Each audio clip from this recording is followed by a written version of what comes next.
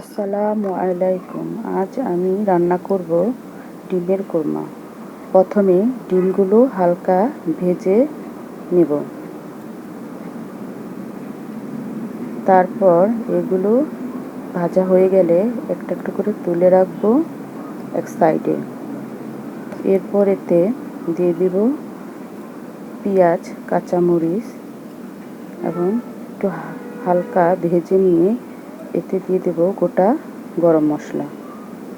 তারপর এখানে দিয়ে দিব একে একে লবণ, আদা বাটা, রসুন বাটা এবং এগুলো দিয়ে আস্তে আস্তে আমরা এটা নেড়ে নেব। তারপর এতে আমি দিয়ে দেব 1.5 কাপ পরিমাণের দুধ এবং 1 কাপ পরিমাণের পানি।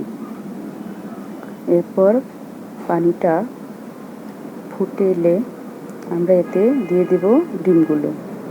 এরপর ডিমগুলো নেড়ে চেড়ে একটু ঢেকে দেব। এরপর ঝোলটা গাঢ় হয়ে এলে এতে জিরা গুঁড়ো এবং সামান্য চিনি দিয়ে নামিয়ে নেব এবং আমাদের তৈরি হয়ে গেল সুস্বাদু ডিমের কোরমা। আল্লাহ হাফেজ।